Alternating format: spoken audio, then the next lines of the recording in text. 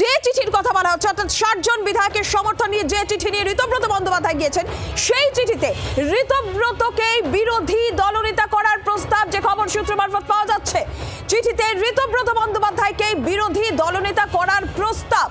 দল দখলের জাদু সংখ্যা নাগালে প্রায় ঋতব্রত বন্দ্যোপাধ্যায়দের এবং 60 জন বিধায়কের সমর্থন। বিধানসভায় শক্তি দেখিয়ে সেই চিঠি দেবেন তৃণমূলের সদ্য বহিষ্কৃত বিধায়ক ঋতব্রত বন্দ্যোপাধ্যায়। আজই সেই চিঠি দেওয়ার কথা। আর এর মধ্যেই যে খবর, সেই চিঠিতে ঋতব্রত বন্দ্যোপাধ্যায়কে বিরোধী দলনেতা করার প্রস্তাব বলে সূত্রের খবর। এখনো পর্যন্ত 60 জন বিধায়কের সমর্থন। সরাসরি প্রবীর চক্রবর্তী রয়েছেন আমাদের সঙ্গে। প্রবীর, কি জানা যাচ্ছে ঋতব্রত বন্দ্যোপাধ্যায়কে বিরোধী দলনেতা করার প্রস্তাব চিঠিতে? আর কি তোমার কাছে তথ্য রয়েছে?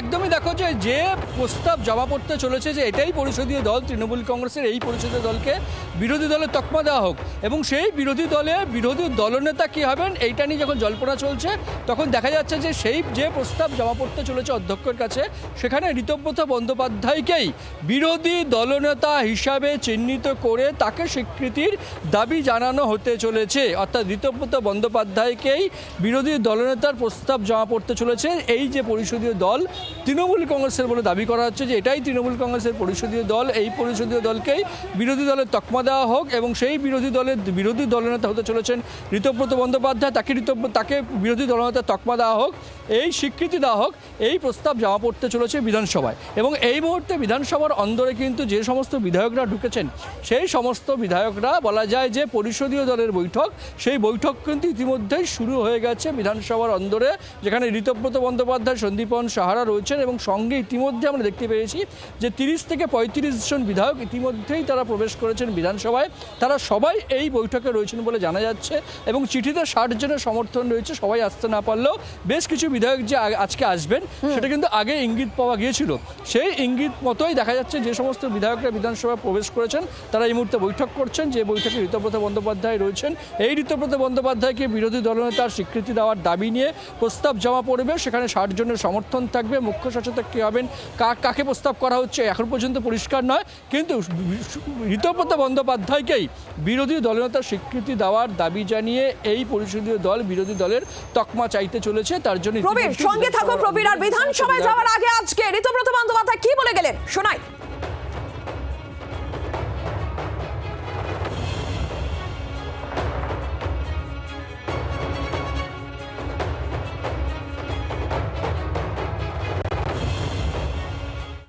ভগবানের বিশ্বাসের সঙ্গে মহেন্দ্র খানের কোনো সম্পর্ক নেই। ভগবানের বিশ্বাস একটা বিশ্বাস।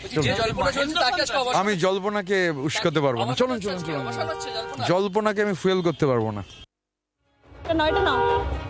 কিন্তু জল্পনা তো চলছে, জল্পনা থেমে থাকার নয়। অন্নমাংশ নিয়োগে অপর প্রতিনিধি রয়েছেন আমাদের সঙ্গে। অন্নমাংশ, একে একে বিধায়কেরা আসছেন এবং প্রবীর যে আপডেট জানাচ্ছিল, এই মুহূর্তে বৈঠকও চলছে ঋতব্রত বন্দ্যোপাধ্যায়ের সঙ্গে বিধায়কদের। তোমার কাছে কি আপডেট, কি খবর?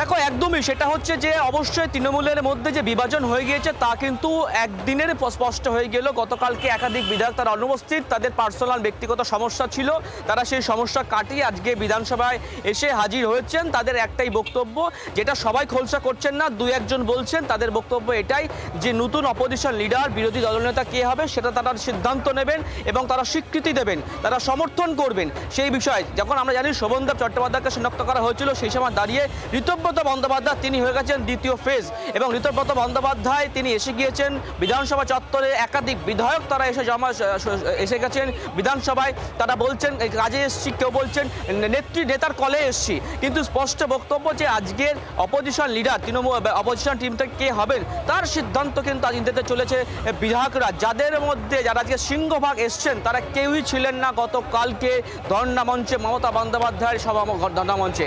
সুতরাং সেই জায়গায় দাঁড়িয়ে এক এক করে বিধায়ক তারা বিধানসভায় প্রবেশ করতে শুরু করেছেন। তাদের বক্তব্য এটাই, আজকে মিটিং আছে, কিছুক্ষণের মধ্যে পুরো জল্পনা আর যে চিঠি, সেই চিঠিতে ঋতব্রতকে বিরোধী দলনেতা করার প্রস্তাব যে খবর সূত্র মারফত পাওয়া যাচ্ছে। সন্দীপন সার বক্তব্য পেয়েছে, শুনবো। আমরা মিটিংটা করি, মিটিংটা করার পরে বলবো, জানতে পারবেন বিরোধী দলনেতা কে হবে। মোর দ্যান 2/3 MLA রয়েছে। শ্রেয়সী গঙ্গোপাধ্যায় রয়েছেন সরাসরি প্রতিনিধি। শ্রেয়সী, কি আপডেট, কি চলছে? দেখো, তোমাকে এই মুহূর্তে জানিয়ে রাখি, চন্দ্রনাথ সিনহা রাজ্যের প্রাক্তন মন্ত্রী, তিনি ভেতরে ঢুকলেন এবং তিনি যেটা স্পষ্ট বলে গেলেন যে আমাদের বিরোধী দলনেতাকে সেটা আধ ঘন্টার মধ্যে জানতে পারবেন।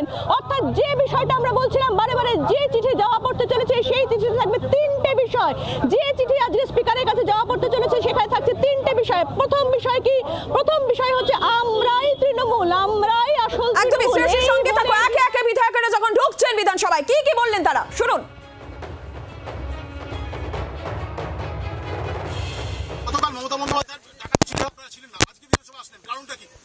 না, গতকাল ছিলাম না, আমার একটা অন্য কাজ ছিল বলে ছিলাম না।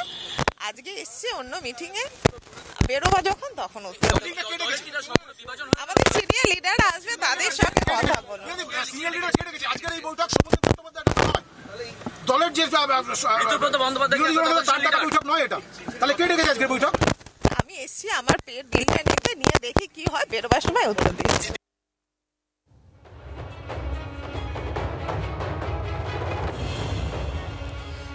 প্রবীরের কাছে আবারও যাই। প্রবীর, তাহলে দল এবং প্রতীক মমতা বন্দ্যোপাধ্যায়ের হাতছাড়া হচ্ছে, সেটাতে তাহলে আজকেই শিলমোহর পড়ে যাচ্ছে।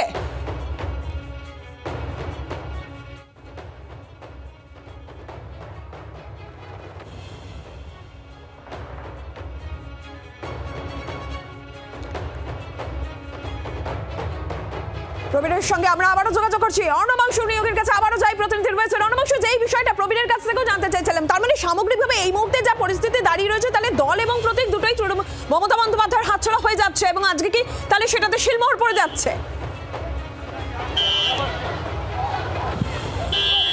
দেখো, একদমই দল এবং প্রতীক হাতছাড়া হচ্ছে মমতা বন্দ্যোপাধ্যায়ের, এবং সে কারণে তুমি ছবি দেখতে পাচ্ছ এক এক করে তৃণমূল বিধায়ক তারা এসে গিয়েছেন বিধানসভার প্রাঙ্গণে। তাদের যেটা ঋতব্রত বন্দ্যোপাধ্যায়কে যে অপোজিশন লিডার করার যে সিদ্ধান্ত নেওয়া হচ্ছে সেই তার সপক্ষে সমর্থন করার জন্য বিধায়করা তারা আজকে কিন্তু এখানে এসছেন, এবং শোভনদেব চট্টোপাধ্যায়কে তারা সমর্থন করছে না তা স্পষ্ট হয়ে গিয়েছে। গতকালকে যখন মমতা বন্দ্যোপাধ্যায় ধর্ণা তারা এড়িয়ে গিয়েছেন এবং ব্যক্তিগত কারণ দেখিয়ে সেই ব্যক্তিগত সমস্যা কাটিয়ে তারা রাত কাটতেই তারা আজকে সকালে বিধানসভায় এসে এখন হাজির হলেন। এটা খুব স্পষ্ট হয়ে গিয়েছে, পরিষ্কারভাবে দেখা যাচ্ছে, একদম পরিষ্কার স্বচ্ছভাবে দেখা যাচ্ছে যে তৃণমূলের ভাঙ্গন হয়ে গিয়েছে, কিন্তু সময়ের অপেক্ষা।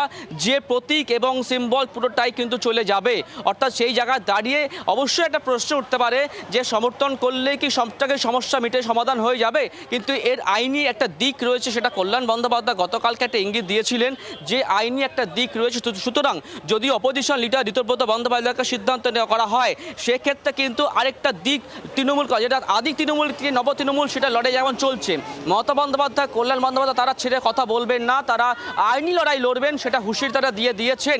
সেই কারণে অবশ্যই বলবো, যদি আধা ঘন্টার মধ্যে বলা হয়েছে, আধা ঘন্টা থেকে 1 ঘন্টার মধ্যে পুরো পরিষ্কার হয়ে যাবে যে অপোজিশন লিডার কে হচ্ছে, আদি তৃণমূল কে বা কোন তৃণমূল, সেটার সিদ্ধান্ত সেটা হয়ে যাবে কিছুক্ষণের মধ্যে, আধা ঘন্টা 1 ঘন্টার মধ্যে।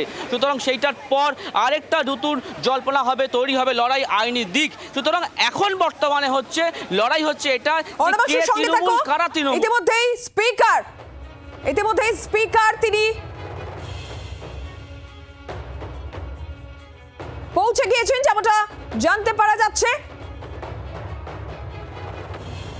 একে একে তৃণমূল বিধায়ক তাদের বক্তব্য শোনাচ্ছিলাম, বিধানসভায় প্রবেশ করার আগে তাদের বক্তব্য শোনাচ্ছিলাম। আমরা শুনবো কি বলেছেন প্রসূন বন্দ্যোপাধ্যায়। আমি চাঁচলের বিধায়ক, মালদার। কোন পার্টির? অরণ্য তৃণমূল কংগ্রেসের টিকিটে নির্বাচিত হয়েছি। আপনারা কি শোভনদেব চট্টোপাধ্যায়কে বিরোধী দলনেতা মানছেন?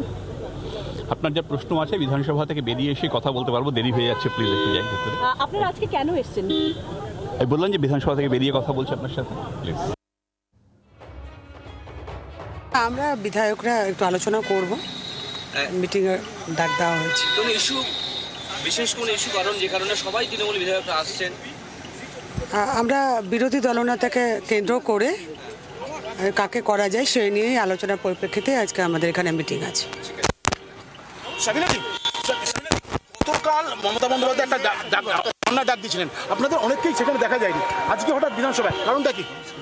আজকে আমাদের বিরোধী দলনেতাকে সিলেক্ট করাকে কেন্দ্র করে মিটিং ডাকা হয়েছে, তার জন্য আমরা এখানে এসেছি। কে ডেকেছে এই মিটিংটা? আমরা সকলে যারা আমরা এমএলএ আছি, তৃণমূল কংগ্রেসে যারা আমরা এমএলএ আছি, সবাই মিলে এটা আমরা অর্গানাইজ করেছি। কতদিন আছেন আজকে? দেখতে পাবেন, একটু পরে আমরা জানিয়ে দেবো। বাংলার আওয়াজ, বাঙালির আবেগ, জি 24 ঘন্টা।